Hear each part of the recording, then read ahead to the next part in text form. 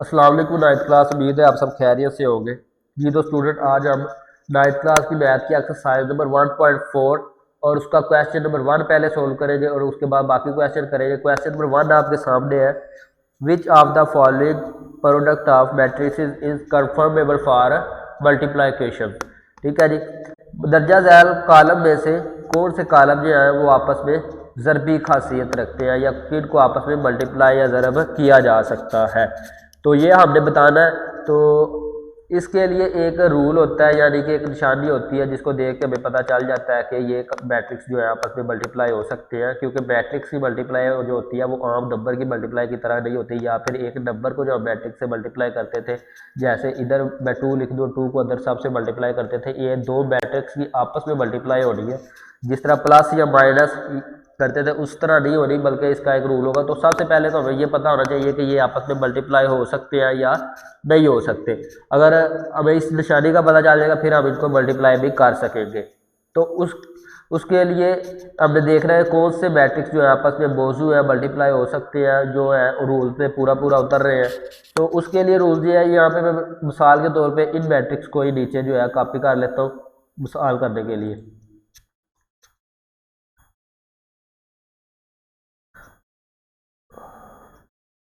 अब आपने देखना क्या है कि पहला कॉलम जो होगा, पहला मैट्रिक्स जो होगा सॉरी, उसमें हमने देखना है कॉलम कितने हैं। पहले मैट्रिक्स में हमने देखना है कॉलम कितने हैं। जिस तरह इस मैट्रिक्स में जो है 2 कॉलम है,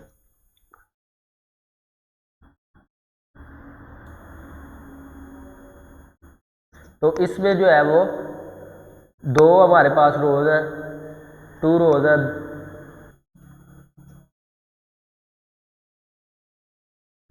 ठीक है जी, यानी कि पहले मैट्रिक्स में 2 कॉलम है और दूसरे मैट्रिक्स में जो है वो 2 जो है वो हमारे पास रोज है।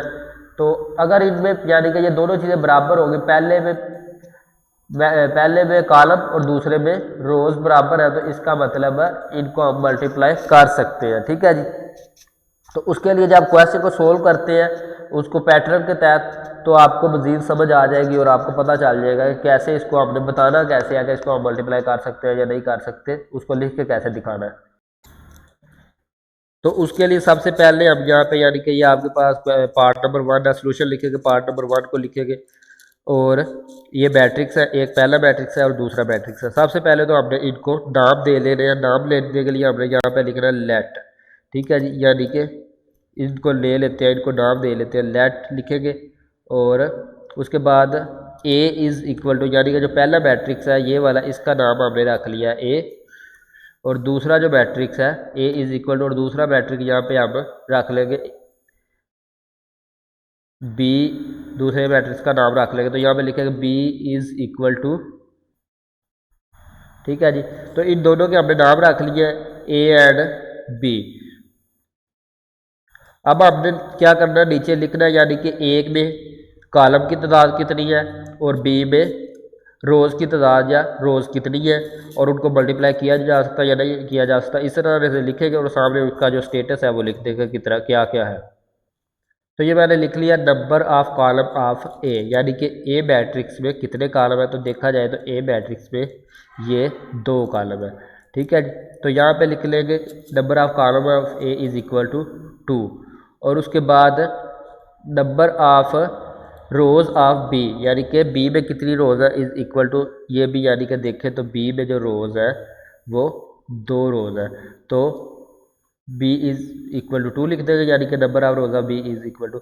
अब देखें ये दोनों सेम है, अगर ये दोनों सेम हो तो आपने यहाँ पे लिख देना है यस, यानी कि इनको मल्टीप्लाई किया जा सकता। इसी तरह से अब हम पार्ट 2 को सोल्व करते हैं। तो उसके लिए अभी हम यहाँ पे सबसे पहले इनको नाम देंगे दोनों मैट्रिक्स को। तो यहाँ पे लिखेंगे लेट, और उसके बाद लिखेंगे ए इज़ इक्वल टू ये वाला, यानी कि पहला मैट्रिक्स ए के इक्वल आ गया, और उसके बाद दोबारा से लिखेंगे बी इज़ इक्वल टू दूसरा मैट्रिक्स जो है उसको हम बी के इक्वल लिख लेंगे यहाँ पे। तो ये अब इन दोनों को नाम ले लिए ए और बी का, तो ए मैट्रिक्स ये है और बी मैट्रिक्स ये है। इनमें अब हमने कॉलमों की तादाद देखनी है और कतारों की यानी कि रोज़ की तादाद है वो देखनी है। तो उसके लिए पहले यहाँ पे नीचे लिख लेते हैं और उसके सामने फिर इनकी तादाद लिख देंगे। तो अब देखें नंबर ऑफ कॉलम ऑफ ए, तो ए में कितने कॉलम है, अगर देखें तो ए में एक ये कॉलम है और दूसरा ये कॉलम है, तो दो कॉलम हो गए, तो number of column of A is equal to 2 आ जाएगा। और number of rows of B, तो बी में हमने देख लिया रोज, कॉलम नहीं देखने। तो रोज को देखें तो एक तो ये रोज है इसमें और दूसरी ये है, यानी कि कतार जो है, तो कतारें भी दो हैं, तो ये भी आ जाएगा 2 के इक्वल। तो अब देखें ये दोनों 2 है यानी कि इक्वल है, सेम है, तो इनको आप लिख देंगे मल्टीप्लिकेशन, यानी कि ये मल्टीप्लाई हो सकते हैं, तो यहाँ पे आप लिख देंगे यस। ठीक हो गया जी। तो ये क्वेश्चन नंबर 2, सारे क्वेश्चन इसी तरह से करते हैं। अब पार्ट 3 है, तो इसके लिए भी सबसे पहले हम नाम रखेंगे और यहाँ पे लिखेंगे लेट, और यहाँ पे लिखेंगे ए इज इक्वल टू, तो यहाँ पे ये है ए के इक्वल, यानी कि पहला मैट्रिक्स जो है ये है, तो इसको ए के इक्वल बना लेंगे। और दूसरा जो हम लिखेंगे बी इज इक्वल टू, और बी जो है ये मैट्रिक्स हो जाएगा हमारे पास, दूसरा मैट्रिक्स जो है वो बी के इक्वल हो जाएगा। ठीक हो गया। अब हमने नाम रख लिए ए एंड बी, यानी कि दोनों मैट्रिक्स के, और उसके बाद हम नीचे इसका लिखते हैं कॉलम और जो है रोज़ की तादाद वगैरह जो लिखना है। ठीक है जी।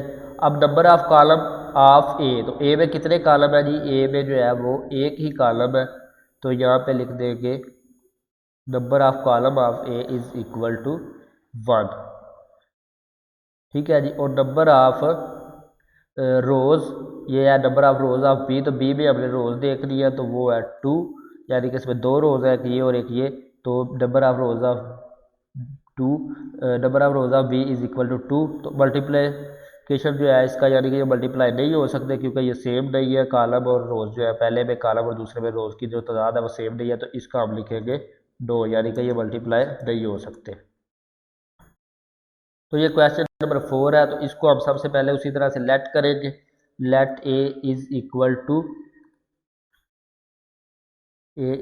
टू, और उसके बाद ये जो मैट्रिक्स है ये नीचे लिख लिया, और यहाँ पे लिखेंगे बी इज इक्वल टू, और ये दूसरा मैट्रिक्स जो है इसको हम नीचे लिख देंगे,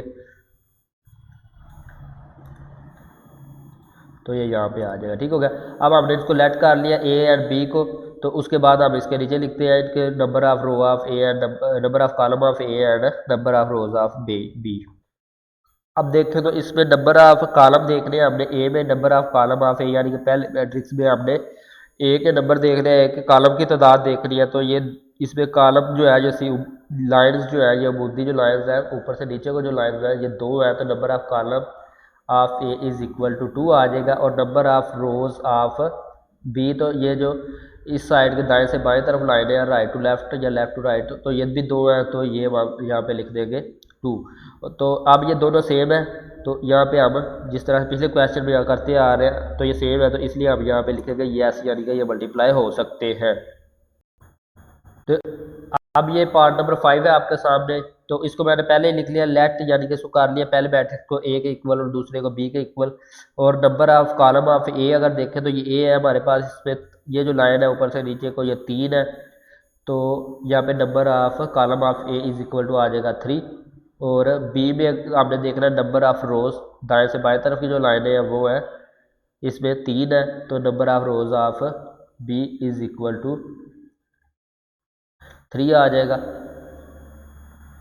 और मल्टीप्लिकेशन यानी कि हम लिख देंगे इस पॉसिबल लिख दें या यस लिख दें। ठीक है जी। तो ये आपका क्वेश्चन नंबर 1 कंप्लीट हो गया एक्सरसाइज नंबर 1.4 का। अब हम क्वेश्चन नंबर 2 को सॉल्व करते हैं जी। ये क्वेश्चन नंबर 2 है जी आपका, a is equal to 3 0 -1 2 b is equal to 1 5 and find, हमने क्या करना है जी इसमें a b and B A, और उस साथ में उन्होंने लिखा हुआ स्टेटमेंट दिया जी इफ़ पॉसिबल, यानी कि अगर पॉसिबल है तो हमने इनको फाइंड करना है। ए बी से मुराद यानी कि ए को मल्टीप्लाई करना है बी से, यानी कि इनके मैट्रिक्स को मल्टीप्लाई करना है। तो उसके लिए सबसे पहले सोल्यूशन लिखेंगे और ए और बी का मैट्रिक्स लिखेंगे, और ए की जगह पे ए का पहले इधर लिखेंगे इनका नाम ए और बी, उसकी जगह बाद इक्वल लगाएंगे, और इक्वल की दूसरी साइड पे पहले ए की जगह पे ए का मैट्रिक्स और बी की जगह पे बी का मैट्रिक्स आ जाएगा। अब मेन चीज़ है जी, हमने मल्टीप्लाई कैसे करना है, ए मल्टीप्लाई बी है, तो ए मल्टीप्लाई बी कैसे मालूम करना है। हमने पहले पिछले क्वेश्चन में हमने देखा था कि ये मल्टीप्लाई हो सकते हैं या नहीं हो सकते।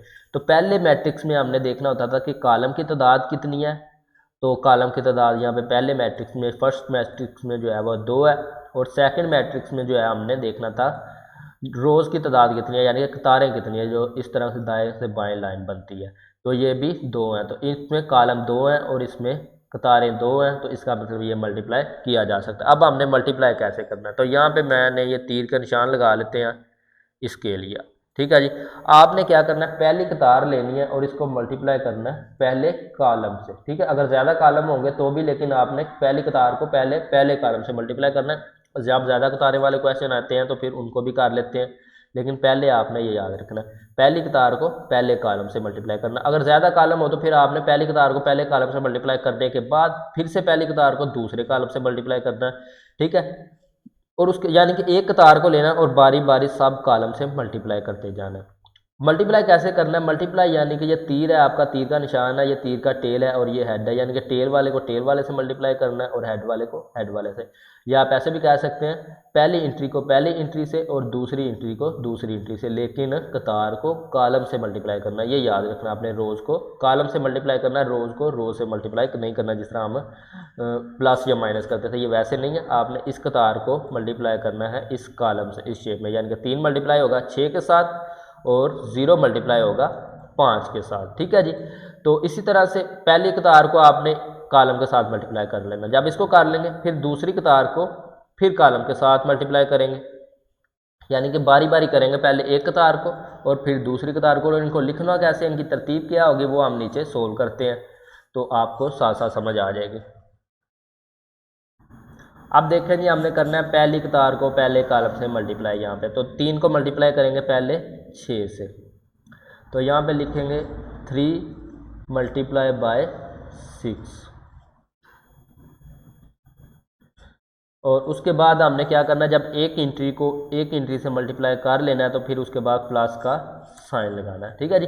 फिर उसके बाद करना दूसरी एंट्री को कॉलम की दूसरी एंट्री से, यानी कि पहली कतार की एंट्री को कॉलम की दूसरी एंट्री से, तो ये 0 मल्टीप्लाई होगा 5 से, तो यहाँ पे हम लिखेंगे 0 मल्टीप्लाई बाय 5, ठीक हो गया जी। अब हमने क्या किया जी, इस कतार को एक कॉलम से मल्टीप्लाई कर लिया। अब हमने क्या करना है, दूसरी कतार को लेना है और इसी तरह से कॉलम से मल्टीप्लाई कर देंगे डेफिनेटली। तो अब ये -1 मल्टीप्लाई होगा 6 के साथ और 2 मल्टीप्लाई होगा 5 के साथ, तो यहाँ पे हम लिखेंगे -1 मल्टीप्लाई बाय 6 और प्लस का साइन लगाएंगे, और उसके बाद 2 मल्टीप्लाई बाय 5 करना है, तो यहाँ पे लिख देंगे 2 मल्टीप्लाई बाय 5।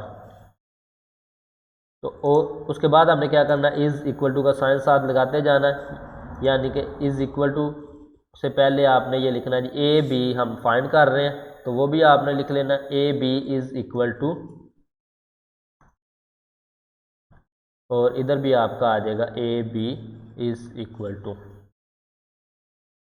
अब हमने क्या करना है, इनको पहले जो मल्टीप्लाई हो रहे हैं इनको मल्टीप्लाई कर लेंगे, उसके बाद इनको ऐड करेंगे। तो 6 मल्टीप्लाई हो रहा है 3 से, तो 6 3 का हमारे पास आ जाएगा 18, ठीक है जी। और प्लस का साइन है तो प्लस का साइन लगाएंगे, और ये 5 को जब 0 से मल्टीप्लाई करवाएंगे तो ये हो जाएगा 0। और अब इधर नीचे अगर करें तो इसको 6 को मल्टीप्लाई करना है -1 से, तो 6 1 दा 6 होता है, और ये इसके साथ माइनस है तो माइनस का 6 आ जाएगा। और उसके बाद प्लस का साइन लगाएंगे और 2 को मल्टीप्लाई करवाएंगे 10 से, तो ये हमारे पास आ जाएगा, सॉरी 2 को मल्टीप्लाई करना 5 से, तो ये हमारे पास आ जाएगा 10, ठीक है जी। नेक्स्ट इसको सोल्व करते हैं। अब हमने इसको करना है प्लस, यानी करना पहले मल्टीप्लाई वाले मल्टीप्लाई कर लिए, अब इनको प्लस वाले जो है इनको दोनों को प्लस करेंगे और इन दोनों को प्लस। उसके लिए यहाँ पे लिखेंगे A B is equal to,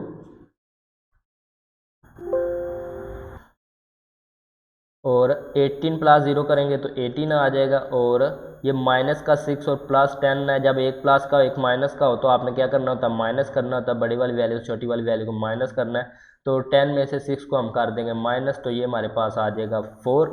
तो ये हमारा आंसर है इस क्वेश्चन का। आई होप आपको इसकी समझ आ गई होगी। नेक्स्ट क्वेश्चन भी मल्टीप्लाई के आएंगे, आप इन मल्टीप्लाई क्वेश्चन के, यानी कि इस वीडियो में जो क्वेश्चन है जितने भी हैं सारे मुकम्मल अच्छी तरह से देखिएगा। नेक्स्ट क्वेश्चन जो है उसमें तो इजी है, लेकिन उस पार्ट का या उस क्वेश्चन का जो लास्ट पार्ट है लास्ट पार्ट है वो थोड़ा सा बड़ा है, उसके जब आपको समझ आ जाए उसको आपने 2 से 3 मरतबा देखना है। उसकी अगर आपको समझ आ जाएगी तो नेक्स्ट इस एक्सरसाइज में और इससे अगली एक्सरसाइज में जितने भी क्वेश्चन है वो आपके लिए बिल्कुल ईजी हो जाएगा। सिर्फ एक क्वेश्चन को आपने अच्छी तरह से समझ लेना है, एक तो ये वाला, और नेक्स्ट जो है नेक्स्ट क्वेश्चन में जो लास्ट पार्ट है पार्ट नंबर 5 उसको आपने अच्छी तरह से समझना है। तो आपको 2 से 3 बार लाजमी देखिएगा, अगर एक बार समझ नहीं आ रही तो 2 बार देखिएगा और फिर उसके बाद खुद कीजिएगा, तो इंशाल्लाह आपको अच्छी समझ आ जाएगी और मल्टीप्लाई का क्वेश्चन और आपका ये तकरीबन यूनिट अच्छी तरह से फिर सोल्व हो जाएगा। नेक्स्ट क्वेश्चन की तरफ चलते हैं अब। तो ये है जी आपके सामने बी ए, यानी कि पहले ए बी को फाइंड किया, अब हमने पार्ट 2 में जो है बी ए को फाइंड करना, चेक कर लेते हैं अगर ये मल्टीप्लाई हो सकता होगा तो हाँ फिर हम इसको मल्टीप्लाई करवाएंगे। तो इसी तरह से जिस तरह से नाम लिखे हैं पिछले में, तो पहले अब इधर बी है तो इधर हम पहले बी का मैट्रिक्स जो है उसको पहले लिख लेंगे यहाँ पे, और उसके साथ ही हम जो है ए का मैट्रिक्स जो है वो लिख लेंगे यहाँ पे। ठीक है जी। अब बी ए और इधर भी हमने बी का मैट्रिक्स और ए का मैट्रिक्स लिख लिया, तो हमारे पास जो रूल है यानी कि हमने देखना होता है मल्टीप्लाई कैसे हो सकते हैं या नहीं हो सकते, तो हमने पहले मैट्रिक्स में कॉलम की तादाद देखनी होती है। तो पहले में जो है कॉलम की तादाद वो है, एक कॉलम है इसमें, ठीक है, जो ऊपर से नीचे को लाइन है एक है, और इसमें हमने कतारों की तादाद देखनी होती है दूसरे मैट्रिक्स में, तो कतारें जो हैं वो 2 हैं, यानी कि हम यहाँ पे लिख सकते हैं, हम यहाँ पे लिख सकते हैं नंबर ऑफ कॉलम ए, यानी कि ए में जो कॉलम है, सॉरी यहाँ पे अब हमने बी ए फाइंड करना है, तो ये हमारे पास बी आ जाएगा पहले और ए आ जाएगा बाद में, क्योंकि हमने बी ए को फाइंड करना है। Number of column is equal to, यानी कि पहले में जो कॉलम है वो एक है, ये जो मुद्दी लाइन है, तो यहाँ पे हम लिख देंगे 1, और उसके बाद number of rows of B, यानी कि जो नेक्स्ट मैट्रिक्स है दूसरा मैट्रिक्स है उसमें रो की तादाद जो है 2 है, तो इसलिए मल्टीप्लिकेशन जो है हम यहाँ पे लिख सकते हैं नॉट पॉसिबल, यानी कि इसकी जो मल्टीप्लिकेशन है मल्टीप्लिकेशन वो पॉसिबल ही नहीं है। तो ए भी हमको फाइंड कर सकते थे लेकिन इसमें बी ए को हम फाइंड नहीं कर सकते, वो पॉसिबल नहीं है मल्टीप्लाई करना इनको। ठीक हो गया जी। अब हम जो है नेक्स्ट क्वेश्चन हमारा उसकी तरफ चलते हैं, उसको सॉल्व करते हैं आप जी। तो अब हम क्वेश्चन नंबर 3 को सॉल्व करने जा रहे हैं, यहाँ पे 3 लिखना है। फाइंड द फॉलोइंग प्रोडक्ट्स, यानी कि नीचे प्रोडक्ट्स आपको पता है मल्टीप्लाई करने के बाद जो आंसर होता है उसको प्रोडक्ट कहते हैं, तो वो हमने फाइंड करना है, यानी कि इनको हमने सिंपली मल्टीप्लाई करना है। तो उसको हम सोल्व करते हैं सारे पार्ट्स को 1 बाय 1 करके। तो सबसे पहले क्वेश्चन नंबर 1 को ले लेते हैं जी। तो उसके लिए सबसे पहले हमने देखना है कि इसमें जो है ये मल्टीप्लाई हो सकते हैं, वो जो क्वालिटी है वो मल्टीप्लाई होने वाली इनमें मौजूद है या नहीं है। तो उसके लिए पहले मैट्रिक्स में हमने देखने होते थे कॉलम की तादाद, तो एक कॉलम ये है और दूसरा ये है नीचे को, यानी कि ये जो लाइन है, ठीक है, 2 कॉलम है। और दूसरे मैट्रिक्स में हमने देखनी होती थी रोज़ की तादाद, यानी कि कतारें, तो एक कतार ये है और दूसरी ये है, ठीक है जी। तो इनको हम अब करवाएंगे मल्टीप्लाई। तो मल्टीप्लाई यानी कि दोनों में पहले में 2 कॉलम है और दूसरे में 2 कतार है, इसका मतलब ये मल्टीप्लाई हो सकते हैं। तो मल्टीप्लाई करने के लिए हम क्या करेंगे, इसको इससे यानी कि कतार को कॉलम से मल्टीप्लाई करवा देंगे सिंपली। तो अब 1 ने जो है मल्टीप्लाई होना है 4 के साथ, तो यहाँ पे हम लिख देंगे 1 मल्टीप्लाई बाय 4, और उसके बाद प्लस का साइन देंगे क्योंकि ये पूरी रोज ने जब पूरे कॉलम के साथ मल्टीप्लाई होना है प्लस का साइन देंगे। 2 ने मल्टीप्लाई होना है 0 के साथ, तो यहाँ पे लिख देंगे 2 मल्टीप्लाई बाय 0, ठीक है जी। अब हम ये मैट्रिक क्लोज कर देंगे और यहाँ पे साथ में आपने इज इक्वल टू का साइन भी देते आना है। तो अब हमने क्या करना है, नीचे अब इसको हम करेंगे इज इक्वल टू, ये 1 को 4 से जब मल्टीप्लाई करते हैं तो 4 1 दा 4 आ जाएगा, और इस प्लस को प्लस ऐसे ही लगा लेंगे और 2 को 0 से मल्टीप्लाई करवाएंगे तो हमारे पास आंसर आ जाएगा इसका 2। तो अब नेक्स्ट हमने इसको फाइंड करने के लिए प्लस कर देंगे, तो यहाँ पे 4 + 0 है तो ये 4 के इक्वल ही आ जाएगा, तो ये आपका आंसर आ जाएगा इसका मल्टीप्लाई होने के बाद, ठीक है जी। पार्ट नंबर 2 को अब सोल्व करते हैं। तो ये पार्ट नंबर 2 है, यानी कि इसमें भी पहले मैट्रिक्स में 2 कॉलम है और दूसरे मैट्रिक्स में 2 कतारें हैं, ठीक है। तो इसका मतलब ये सोल्व हो सकता है। तो अब हमने क्या करना है, यहाँ पे लिख देना इज इक्वल टू, और उसके बाद 1 को मल्टीप्लाई करना है 5 के साथ, तो यहाँ पे हम लिख देंगे 1 मल्टीप्लाई बाय 5, सॉरी 1, और उसके बाद मल्टीप्लाई बाय 5, और उसके बाद यहाँ पे प्लस का साइन देंगे, और अब इस 2 ने मल्टीप्लाई होना दूसरे जो दूसरा रुकन है इसके साथ कॉलम का, तो दूसरे रुकन के साथ ही मल्टीप्लाई होना। तो यहाँ पे हम लिखेंगे 2 मल्टीप्लाई बाय -4, और ब्रैकेट को जो क्लोज कर देंगे, यानी कि ये मैट्रिक्स पूरा हो जाएगा। और उसके बाद हमने फिर से यहाँ पे लिखना है इज इक्वल टू ये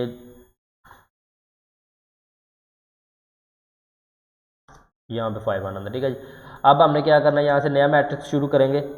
5 को 1 से मल्टीप्लाई करवाएंगे तो 5 आ जाएगा, प्लस का साइन लगाएंगे। 2 को 4 से मल्टीप्लाई करवाएंगे तो ये इनटू आएगा, क्योंकि ये प्लस माइनस, यानी कि ये प्लस बाहर है और अंदर माइनस आ जाएगा।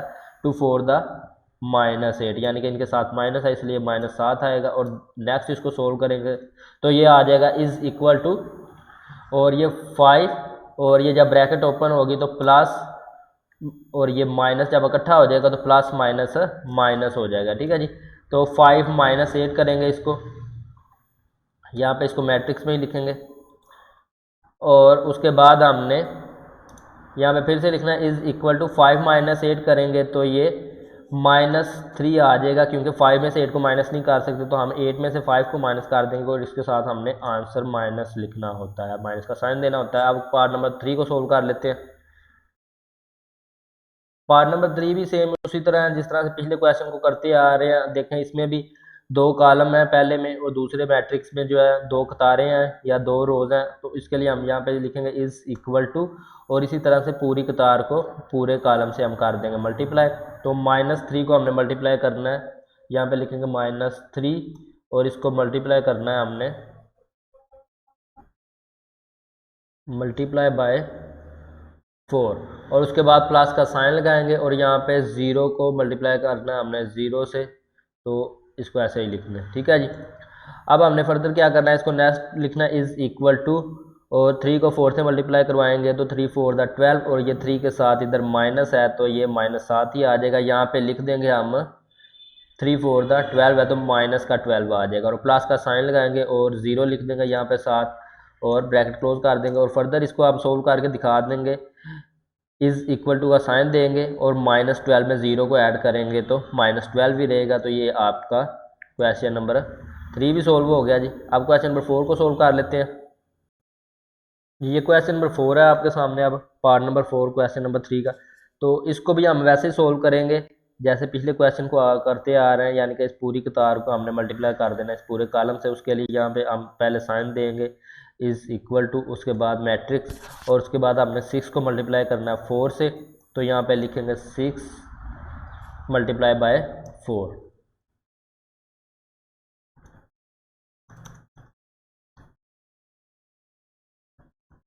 और प्लस का साइन लगाएंगे, और उसके बाद फिर से हमने मल्टीप्लाई करना है ये 0 को 0 से, तो इसको ऐसे ही लिख दें और ठीक हो गया जी। अब ब्रैकेट क्लोज, और उसके बाद इज इक्वल टू का साइन देंगे, और 6 को 4 से मल्टीप्लाई करवाएंगे तो 6 4 द 24 आ जाएगा हमारे पास, और ये प्लस और ये 0 और ये ब्रैकेट क्लोज। और नेक्स्ट इसको हम अगर सोल्व करेंगे तो इज इक्वल टू 24 ही आ जाएगा, 24 में 0 को ऐड करेंगे तो ठीक है जी। ये हमारा क्वेश्चन 4 हो गया। क्वेश्चन नंबर 5 को सोल्व कर लेते हैं, वो थोड़ा सा टिपिकल गया इनकी निस्बत, लेकिन ईजी है। नेक्स्ट क्वेश्चन उसी की तरह ही होने हैं जी। तो ये है क्वेश्चन नंबर 5 आपके सामने है जी। इसको हमने सोल्व करना, सबसे पहले हम इसको देख सकते हैं कि मल्टीप्लाई हो सकता है या नहीं हो सकता। उसके लिए हमने देखना है कि पहले कॉलम में पहले मैट्रिक्स में जो है वो कॉलम्स कितने। तो पहले मैट्रिक्स में ये जो लाइन है ये 2 लाइनें हैं, ठीक है जी, कॉलम की जो लाइनें हैं। तो दूसरे मैट्रिक्स में हमने रोज़ को देखना होता है कितनी है, यानी कतारें कितनी है। तो इसमें देखें तो ये एक कतार ये है और एक ये है, यानी कि इसमें 2 कतारें हैं, 2 कॉलम थे और इसमें 2 कतारें हैं। तो इसका मतलब सेम है कॉलम और कतारें दूसरे में एक दूसरे में। तो फिर हम कर सकते हैं इसको मल्टीप्लाई कर सकते हैं जी, ठीक हो गया। अब हम इसको मल्टीप्लाई कैसे करेंगे वो मैं आपको करके दिखाता हूँ ज़रा साथ साथ, स्टेप बाय स्टेप। आपने ज़रा इसको ध्यान से देखना है। अगर आप एक क्वेश्चन को मल्टीप्लाई करना सीख गए तो आप सारे क्वेश्चन काफ़ी इजी हो जाएंगे आपके लिए नेक्स्ट, यानी कि ये पूरी एक्सरसाइज और पूरा यूनिट इजी हो जाएगा। इसको हमने कैसे सोल्व करना है जी, इसको हमने यानी कि पहले तो हम पहले की तरह ही करेंगे, इस जो है कतार को इस कॉलम से हम करेंगे मल्टीप्लाई। लेकिन पहले क्या होता था, उसमें एक कतार थी या एक रो थी और दूसरे में एक कॉलम था। लेकिन इसमें क्या, रोज भी ज़्यादा है और कॉलम भी ज़्यादा। लेकिन आपने इसको कैसे करना है, पहले आपने इस रोज़ को मल्टीप्लाई करना है इस कॉलम के साथ, ठीक है जी।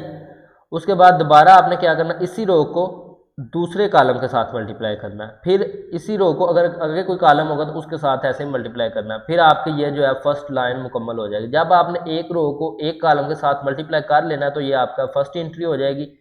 और फिर दूसरी रो को आपने पहले कॉलम के साथ, पहली रो को जब दूसरे कॉलम के साथ करना है तो फिर दूसरी एंट्री साथ साथ करते हैं तो आपको समझ लग जाए। ये है जी पहली रो है, इसको हमने मल्टीप्लाई करना है पहले कॉलम के साथ। तो यहाँ पे आप करेंगे 1 को 4 के साथ और 2 को इस 0 के साथ, ठीक है। तो यहाँ पे आप लिखेंगे 1 मल्टीप्लाई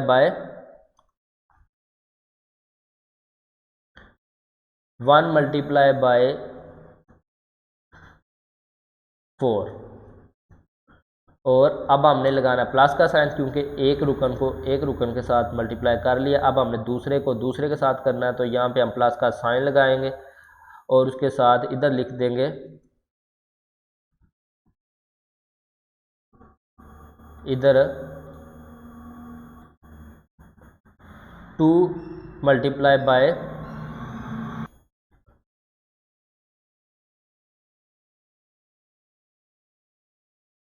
0, ठीक है जी। अब हमने क्या किया, इस कतार को इस पूरे कॉलम के साथ हमने मल्टीप्लाई कर लिया जिस तरह से पहले करते थे।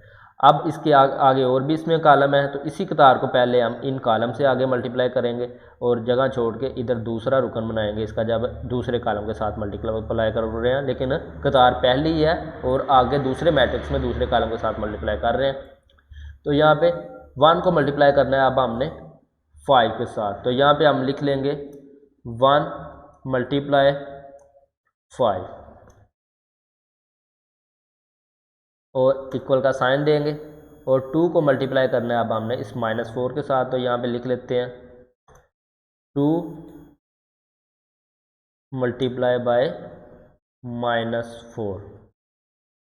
इसी तरह से अब हमने क्या करना है, इस फर्स्ट रो को हमने दोनों कॉलम के साथ मल्टीप्लाई करवा लिया। अब हमने इसी तरह से इस सेकंड रो को बारी बारी इन दोनों कॉलम के साथ मल्टीप्लाई करना है। तो यहाँ पे हम पहले करवाएंगे -3 को मल्टीप्लाई करेंगे 4 के साथ, -3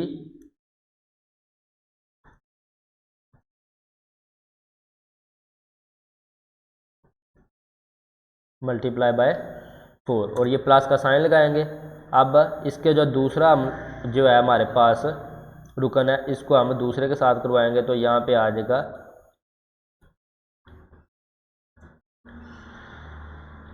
0 मल्टीप्लाई बाय 0,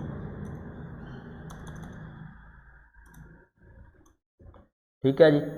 अब दूसरी कतार को हमने मल्टीप्लाई करवा लिया दूसरे कॉलम के साथ, पहले कॉलम के साथ। अब दूसरी कतार को हमने फिर से दूसरे कॉलम के साथ, यानी कि एक कतार को पकड़ना है और सारे कॉलम के साथ हमने बारी बारी मल्टीप्लाई करवाना है। फिर इसी तरह से दूसरी कतार को पकड़ना है और सारे कॉलम के साथ बारी बारी मल्टीप्लाई करवाएंगे। तो अब आपने एक कॉलम के साथ करवा लिया दूसरी कतार को, आप दूसरे कॉलम के साथ करवाएंगे तो ये -3 जो है मल्टीप्लाई होगा 5 के साथ यहाँ पे। तो यहाँ पे लिख देंगे -3 मल्टीप्लाई बाय 5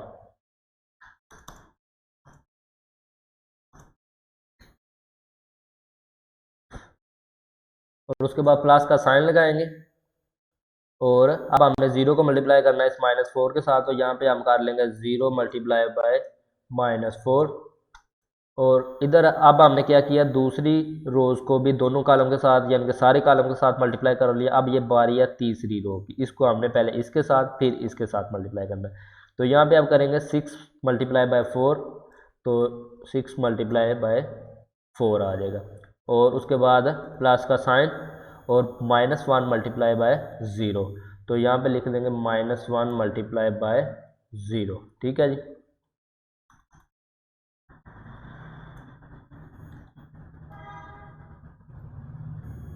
-1 मल्टीप्लाई बाय 0 लिख लिया। अब हमने क्या करना है, इसको आप दूसरे कॉलम के साथ करेंगे, यानी कि 6 को -5 के साथ और -1 को इस -4 के साथ, यानी कि इस पूरी लाइन को हमने इस पूरे कॉलम के साथ मल्टीप्लाई करना है। तो यहाँ पे आ जाएगा 6 मल्टीप्लाई बाय -5 और उसके बाद प्लस का साइन और उसके बाद ये आ जाएगा -1 मल्टीप्लाई बाय इस -4 से हो जाएगा।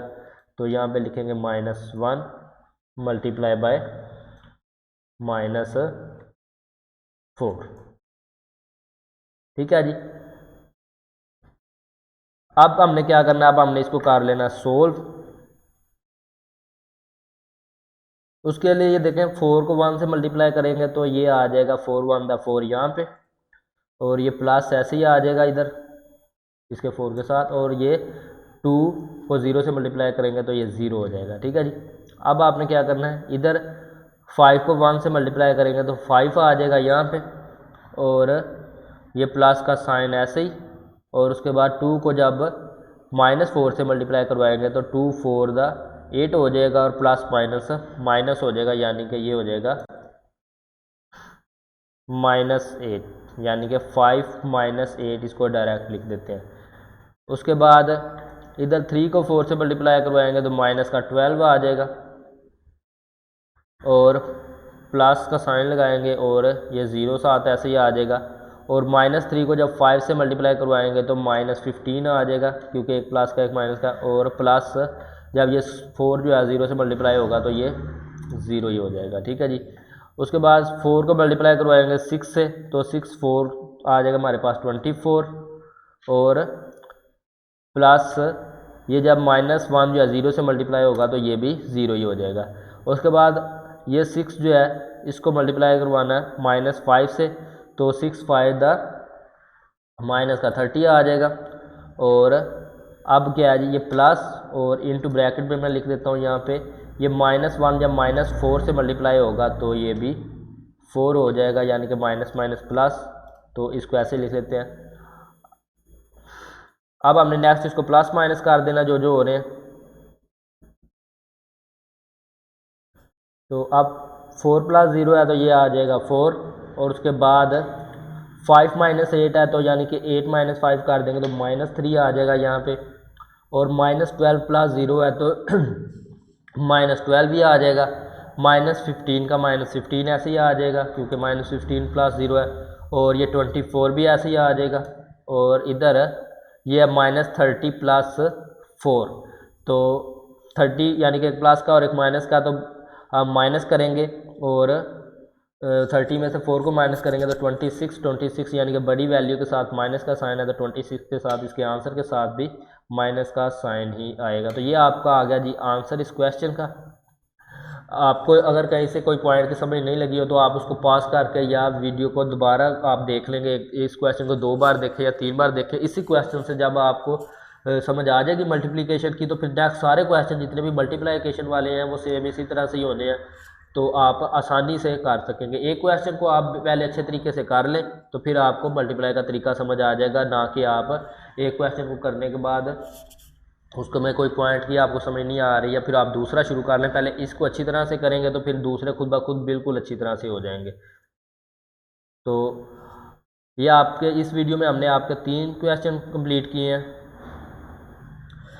मिलते हैं नेक्स्ट वीडियो में, तब तक अपना ख्याल रखिएगा, और जिन स्टूडेंट ने अभी तक चैनल को सब्सक्राइब नहीं किया वो सब्सक्राइब कर दें, और साथ में दिए गए बेल आइकन को प्रेस कर दें, और वीडियो को लाइक और शेयर ज़रूर कीजिएगा ताकि आपके दोस्त भी इससे फ़ायदा उठा सकें, और अगर आपको फ़ायदा पहुंचा तो इसको लाइक ज़रूर कीजिएगा। अल्लाह हाफ़िज़।